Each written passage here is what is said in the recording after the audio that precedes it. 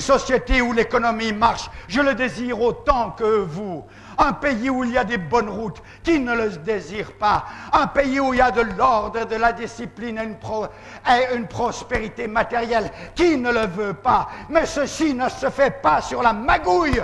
Et ceci ne se fait pas, frères et sœurs, à travers la convoitise.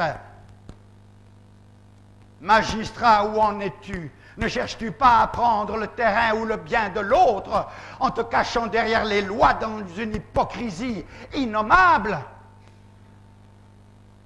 Juge au parquet, ne cherche pas à retirer l'argent autant que possible et à faire traîner le problème et l'affaire pour pouvoir tirer un avantage pour toi et pour tes subordonnés et pour avoir justice. Est-ce que tu ne réclames pas encore de l'argent et encore de l'argent alors que cette affaire aurait pu être réglée en moitié moins de temps?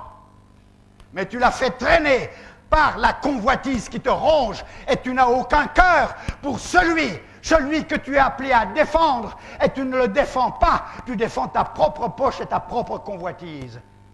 Tout ceci suscite la colère de Dieu. Tout ceci suscite l'indignation du Dieu vivant. Tout ceci rend la nation malade tout entière. Pourquoi? Parce que le petit, voyant ce que tu fais, il va le faire aussi.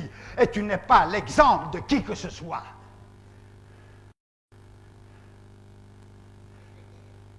Ne savez-vous pas que nous avons tous besoin d'un exemple? Que nos enfants, lorsqu'ils grandissent, ils ont besoin d'un exemple. Et quand ils voient l'exemple de la convoitise, que va-t-il faire l'enfant à l'école avec ses amis? Il va convoiter la belle plume du copain. Il va convoiter le beau sac du copain. Il va convoiter quoi encore? Pourquoi? Parce qu'il voit la convoitise dans papa et dans maman. Et il pense que c'est une vie normale. Plus de modèles pour ce qui est juste, plus d'exemples pour ce qui est droit, plus de courage dans la vérité. Oh, frères et sœurs, nous demandons à Dieu que des voix s'élèvent. Toi, pasteur, n'es-tu pas rongé par la convoitise à ton niveau pour pouvoir pressuriser tes membres afin que toi, tu puisses vivre une vie meilleure, que tu puisses t'acheter des beaux meubles, que tu puisses avoir une belle voiture avec ton chauffeur pour te conduire ici et là, et porter les plus beaux costumes qu'ils soient, et que tout le monde te regarde avec envie. Oui, c'est toujours l'envie qui communique cela. Seigneur, mon Dieu, garde-nous d'avoir une richesse tapageuse sur le dos des pauvres.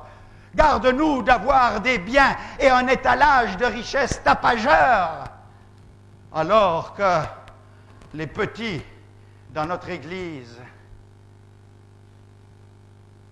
ne savent pas ce qu'ils vont manger à la fin du mois. Ai-je le courage de demander quelque chose, quoi que ce soit pour moi-même, quand ceux avec lesquels je travaille ont un salaire que moi je n'ai pas? Soyons honnêtes avec nous-mêmes. Frères et sœurs, car un jour nous nous tiendrons tous devant Dieu. Nous nous tiendrons tous devant Dieu.